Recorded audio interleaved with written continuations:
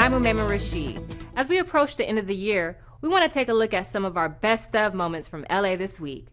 We start this week with a photo exhibit that explores the definitive moments and key players in the Chicano rights movements of the 60s and 70s. Rasha Goel takes us to the Autry Museum for La Raza, where art and activism come together. The La Raza publication ran for only 10 years, but had a profound impact. The bilingual newspaper was published from 1967 to 1977 and gave a voice to the Chicano rights movement. And today, those compelling images are on display as part of the La Raza exhibit at the Autry Museum. Now retired, Jose Razo was a former co-editor of La Raza from 1968 to 1972.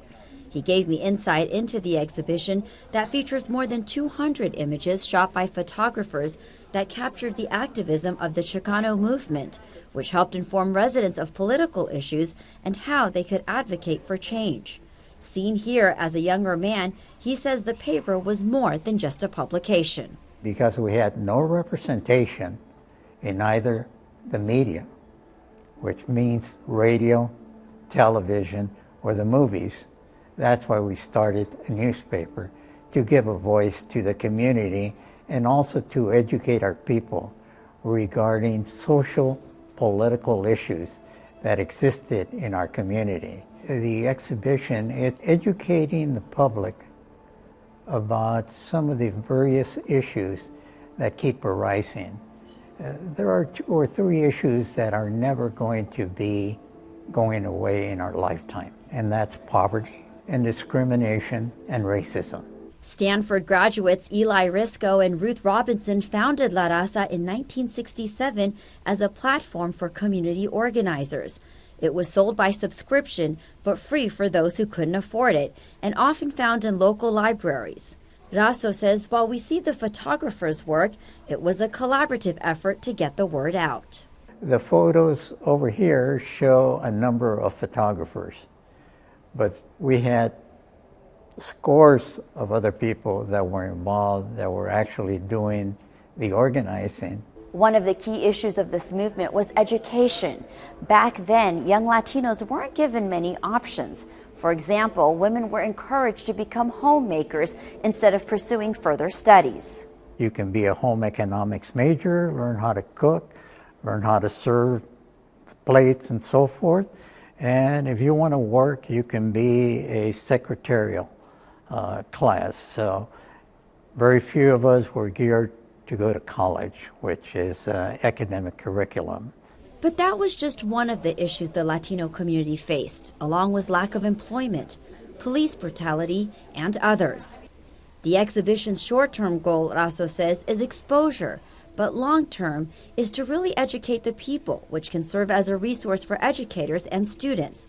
And his personal message to all of us, especially the youth: 60,000 Hispanics turn 18 every month. Every month. Now they have a responsibility to vote. If they vote, we can change the whole system in the United States. La Raza will be on display until February of 2019 at the Autry Museum. For dates and times, visit theautry.org. The city of LA continues taking bold steps in addressing the homeless crisis. Anna Marcos takes us to the very first temporary bridge housing site that opened its doors to 45 new residents. These bedroom cubicles mark a turning point in the city's fight to stop homelessness. They become the first of many bridge housing projects, temporary shelters built on unused pieces of city land. And the city plans to build them all over Los Angeles. We can't just keep people alive on the streets. We can't just wait for that day in which they will have a permanent apartment. We have to do something today. A place to start healing. It is a temporary rest stop while we get people into permanent housing. The bridge housing centers will provide round-the-clock supportive care, a space to eat and gather in a community space, a place to shower, store your stuff, do your laundry, and live in for up to 6 months while you wait for permanent housing. And pets, by the way, are welcome. Let them believe that they too can have a second chance, a chance at being normal. That is our responsibility. We see that this is such a crisis that we're stepping up and providing a service that Angelinos desperately need. 45 men and women are moving into the shelter. They were invited by street outreach workers visiting encampments in the area. I see El Pueblo as the stone in the pond. It's the ripple effect that happens. It is not going to single-handedly solve homelessness, but it's a step. As forward-thinking as the shelters are, they are just a bridge for the permanent housing that the city is building with funds from Prop HHH, a $1.2 billion bond that will allow them to build 10,000 units for homeless and low-income residents in the next few years. In the meantime, city leaders are also looking at other city properties for temporary shelters. Just down the street here, the council approved a motion to use the old children's museum that will existing building that's just been sitting there, city-owned property that we could immediately put homeless into that shelter. Fighting homelessness may be a huge battle, but city leaders are determined to fight it one project at a time. This latest one means another 45 people are no longer homeless. Since this inaugural opening, the city has continued to create bridge housing sites within all 15 council districts in Los Angeles. Our next story became a viral hit with over 55,000 views on Facebook. Gil Reyes takes us to Geneva Bar, where 3 Filipino-American women run a local nightlife hotspot. Nightlife in LA's historic Filipinotown just got livelier with the area's only tavern owned by a group of Filipino-American women, a rarity in this male-dominated profession. Welcome to Genever, the concoction of UCLA alumni Roselma Salma, Christine Sumiller, and Patricia Perez. Myself, Christine, and Patricia were together just chatting about our current careers, our current lives, and wanting to do something more or have control over our own wealth. The result is this softly lit speakeasy-style gin lounge with a feminine touch. It's always so intimidating to go into a bar by yourself, especially as a woman. So we wanted to make sure that this was a place where women can come in and be comfortable and relax and have a great drink. And keeping with the Filipino theme, many of these concoctions are classic favorites with a dash of Filipino culture mixed right in. Take this drink, the Blanca Branca. It's basically a piña colada with Filipino rum. Mabuhay. Genever has also added calamansi, a popular Filipino citrus, and ampalaya, Filipino bitter melon, to create other luscious libations. Head bartender Kelso Norris, a soon-to-be mom, collaborated with the owners to honor femininity and the Philippines. Comparing food dishes and dessert dishes and things from their childhood that they loved, and me asking, does this flavor work? How would you use calamansi if you were replacing, lime or lemon, or and then a lot of delicious trial and error. A Kickstarter campaign helped launch Genever in March. The names of 100 donors are respectfully etched on bar stools and artwork. The nonprofit group Search to Involve Filipino Americans also helped. In fact, the bar sits at SIPA's former headquarters. And to have this place be reborn and revitalized as the most beautiful gin bar in Los Angeles is such a plus for our city that welcomes the diversity. The Mayor Eric Garcetti is such a champion when it comes to women, gender equity, and small business diversity. So this is like a 5 for everything that you would wish for. Visit Genever at 3123 Beverly Boulevard in historic Filipinotown. We recently got an exclusive with Honest Abe Lincoln at one of summer's most unique experiences in San Pedro. Check out the war reenactments at old Fort MacArthur days. You are about to see a full-scale war take place. Well, a reenacted war, that is. It's the first time we've done it with pyrotechnics in it. You're going to see explosions. A real World War II Sherman tank is getting into the battle. It's going to be pretty amazing.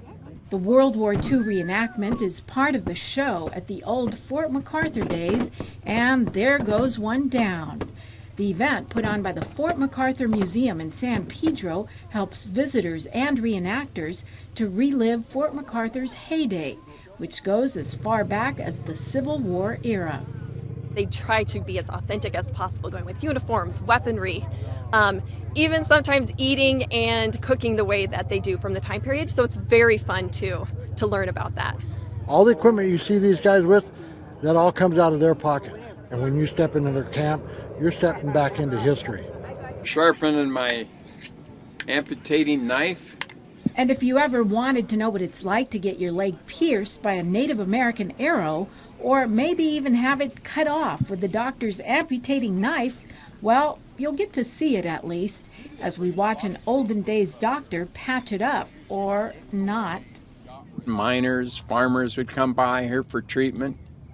During the Civil War, the armies would have something like this just in back of the front lines where the action was going on for medical treatment of their soldiers. And look who's here. Good old Honest Abe makes an appearance, or, well, a pretend reenacted version of him anyway. It's a walk through history. Instead of opening up a book and turning pages, you get to see it here, you get to smell it, you get to feel it, you can ask questions and get answers. And there's no fake news here. Meanwhile, the battlefield is left littered with bodies, but it's all fun and games, as well as a look back in history without suffering the real ordeals of real war. I'm Anna Marcos for LA This Week. Turning now to Mexican Independence Day in Los Angeles, and it's never been this big.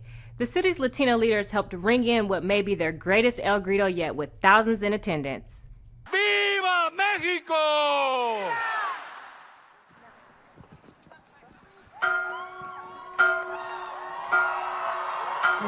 The cry goes out, the bell sounds. It's a reenactment of El Grito, a call to battle back in 1810 that launched Mexico's War for Independence. LA City Hall celebrates Mexican Independence Day in a sea of green, white, and red. I am incredibly proud of how well this program is happening. The crowd is phenomenal. It is the largest El Grito ever in the history of the city of Los Angeles. Councilwoman Monica Rodriguez took the lead as organizer and even played guitar with rocker luchadors El Conjunta Nueva Ola, a slamming celebration mixing new with traditional. I've never done that before. I was there to be an observer until I got pulled onto it. So I'm proud to perform on a short moment's notice.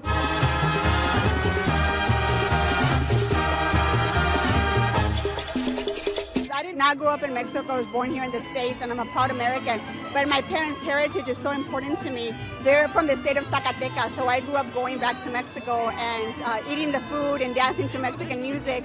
So to me, I can't help but to think all the sacrifices that so many immigrant families have made through centuries of coming to this country for a better life. So what brought you out tonight? We like to party. Yeah? Also performing Salinamas, a Selena Quintanilla Perez tribute band. Like the late, great Selena, more than 40% of LA City residents are of Mexican heritage. In fact, my grandfather helped build this beautiful building we call City Hall, and he went back to Mexico, and I was born in Mexico. So Mexicans really have a binational, bicultural experience with the city of Los Angeles, and by continuing with this celebration, we celebrate our heritage. Una piedra en el camino me enseñó que mi destino. LAPD officer and, yes, mariachi singer Chris Raza also wowed the crowd, performing with Mariachi Arcoíris de Los Angeles. They're the first LGBTQ mariachi band in the world. LA City leaders call on citizens to support the immigrant community and all disenfranchised people during this divisive time in our nation. To remain optimistic, to be forceful in our assertion of our rights as citizens of this country, but also to protect those who come here with hopes and aspirations to be the next generation of Americans. Legendary Mexican performers Los Tucanes capped off the night's festivities. Over in Hollywood, a neighborhood gym with 78 years in the business got a special dedication. We're talking Pink's Hot Dogs and the official opening of Pink Square. Nothing like songs from the 30s and 40s to give you that old-time feeling. Singing and dancing was on the menu for the day as Pink's Hot Dogs celebrated its 78th birthday. Hot diggity dog, we're celebrating Pink's. I don't care if it's Pink's birthday or half birthday or if it's a month celebration, any excuse I get to come to Pink's to have a hot dog. Yes, there's all the dozens of varieties of loaded Pink's hot dogs, but there was an extra reason to celebrate all that pink. Councilmember Paul Koretz and other city leaders unveiled Pink Square at the corner of Melrose and La Brea Avenue in honor of the iconic Hollywood restaurant. Pink's is such an institution in our community, and it's such a great American dream story. My mom and dad, Betty and Paul Pink, started Pink's. You know, it was during Depression. They had to borrow $50 from my grandmother, which was very fortunate to buy a pushcart. Pink's has since grown from a $50 pushcart to a Hollywood icon. Pink's has been featured in movies, TV shows, Food Network, the Travel Channel, and countless travel blogs, books, and top 10 lists. Even Martha Stewart, the queen of high-quality living, goes for a hot dog now and then. She pulled right in, waited in line 30 minutes, came to the front. Martha Stewart waited in line, and then she created her own hot dog. So we asked her if we could put that on the menu, and she said yes. The Martha Stewart hot dog is an all-beef stretch hot dog that snaps when you bite into it, and it's got chopped onions, chopped relish, chopped tomatoes, sauerkraut, sour cream, and bacon on it. Which makes us wonder, why would people wait in line for a hot dog for half an hour or more? This is a hot dog. You can get a hot dog anywhere. No, this is the best hot dog. Yes, we've been coming here since we started dating. Yeah, so what, 16 years? Wow. So why do people wait in line for a hot dog? They have really good customer service, and their hot dogs are great. And their fries are really good too. So we bring the kids. I like their chili hot dogs and their plain ones. So when your mom says, where do you want to go, you say? Pink's. In the Food Network. It's on Food Network? Yeah, so that's how we've seen it. I have been coming here since the 1960s and the 1970s, and it's the best hot dog in town. I love it. Well, if there's a line, it's got to be good. No hot dogs, you say? You're a vegetarian? Well, that is no excuse. Pink's has regular dogs, turkey dogs, and veggie dogs. When you go to Pink, there's a lot of wows, and when there's wows, people hear about it. A lot of wows and about 40 varieties of celebrity-themed hot dogs to choose from. Or maybe you will want to create your own wow and come up with a new combo of hot dog toppings all your own. Happy 78th birthday, Pinks. I'm with Anna. The veggie dog is a big hit with me, too. To celebrate, Pink sold hot dogs for 78 cents for 78 minutes, with proceeds going to charity. It's a hidden gem that explores some of LA's best stories. Gil Reyes takes us to a former police station that's now a shrine to LAPD's incredible history. The Los Angeles Police Museum in Highland Park houses some of the most famous and infamous relics in department history. Our guide on this tour is retired LAPD Commander Bob Taylor. This building was built in 1925, and it was known as Highland Park Station. And it operated as a full police station from 1925 up until late 1983, early 1984. Now a museum, the memorabilia takes us all the way back to the LAPD's origins in the late 1800s. This was a cowboy town, and so Levi's and shirts and cowboy hats and all that kind of stuff. So this was the first formal uniform that the department had. And so this is a picture of the officers and their uniform with their Remington rifles. I noticed that the stereotype of the law enforcement officer with the mustache dates back. Most of them, in the 1800s, they had beards and mustaches. Now, why is that? Is that just the look? I think they didn't want to shave. Don't forget, shave. You didn't have an electric razor. You couldn't go get a Gillette razor. And so the classic look of the mustached LAPD cop has flourished ever since. Now, before women could join the force, LA had city mothers. They helped care for homeless kids. One city mother, Alice Stebbins Wells, went on to become the first female LAPD officer in 1910, the first female officer in the nation, for that matter. When Alice came on, they didn't have a uniform store. So how could she get a uniform? She made her own uniforms. How fast did another female officer come after she became an officer? Very quickly. Oh, yeah. Yeah. Yeah. By the 1920s, We had not only Alice Devon Wells, but we had the first African-American policewoman as well. This is also a crime museum, one section dedicated to the 1963 Onion Field murder of Officer Ian Campbell. 2 revolvers involved in the Onion Field shooting are stored here. Another room tells the story of publishing heiress Patty Hearst.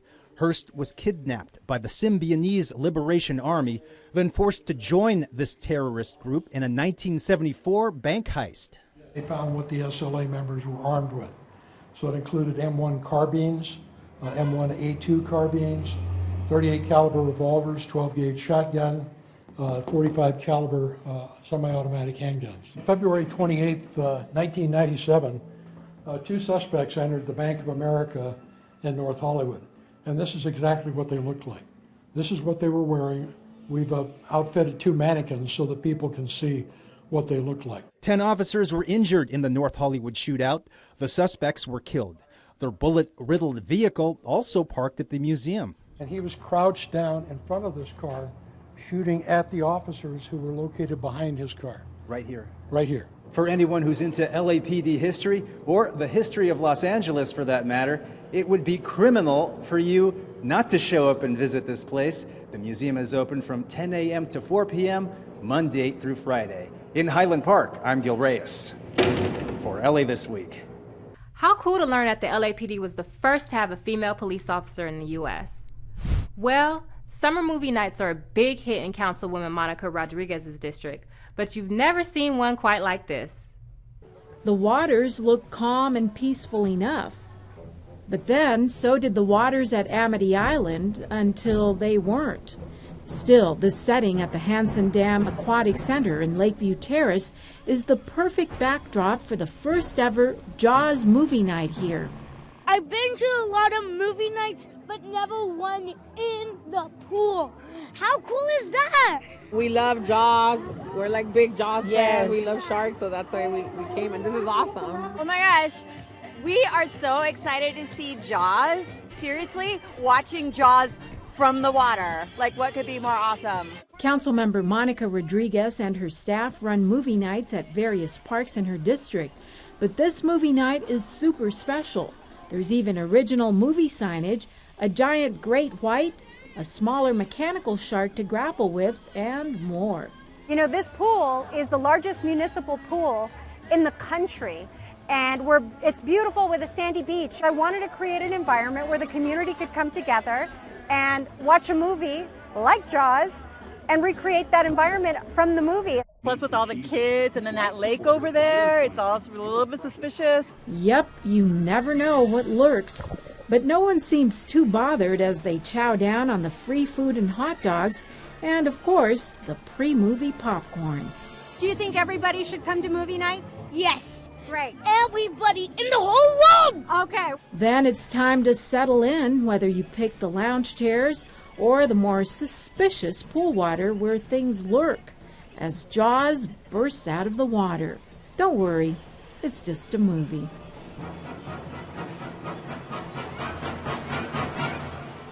I mean, come on, who can resist the mechanical shark? Looking for something new to try out this weekend? Rasha Goel takes us to the Arts District for LA's newest circus in town. Hey everyone, I'm at the Bit Circus Micro Amusement Park, and let me tell you, this is a place where fun meets technology, and it's right here in downtown Los Angeles. Now, it's got some of your old favorite video games, but you get the carnival feel all in a technological sense. And for VR lovers, well, there's something here for you as well. Come on, let's go take a tour.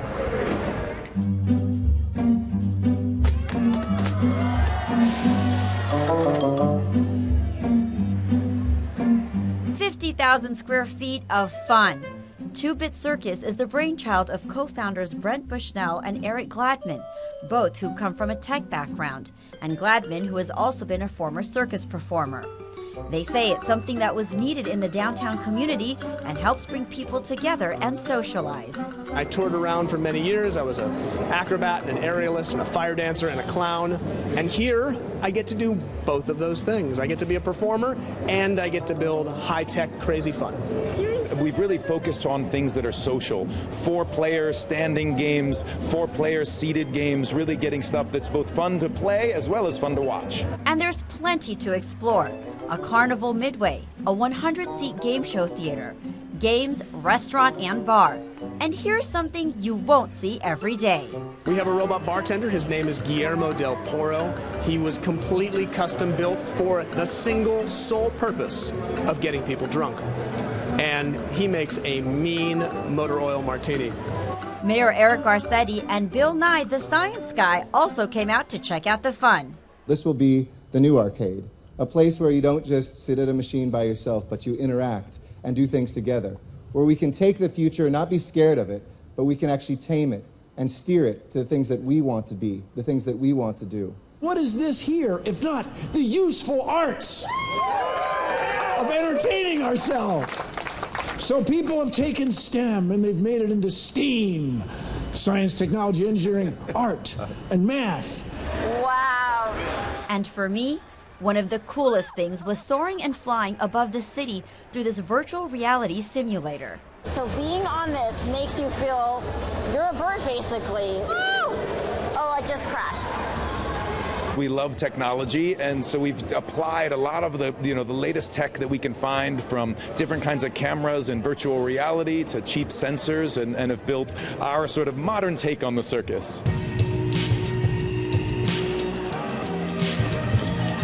2-Bit Circus is a permanent fixture in downtown Los Angeles, but the neat thing is they have the ability to change up the games. We've built this as the movie theater for interactive, so we're constantly able to change the content, keep it fresh, both with the stuff that we're making as well as things that partners are making. So we've made this as a showcase for different kinds of game makers, from touchscreen games to console games, even board games and card games. So step right up and try your hand at some of these exciting games. A modern circus right here in our backyard. That's going to do it for this Best Of edition. I'm Umaima Rashid. From all of us here at LA This Week, thanks for joining us. A reminder that you can catch us online at lacityview.org and check out our newest social media videos, LA This Minute. We'll see you back here next week for more of LA This Week.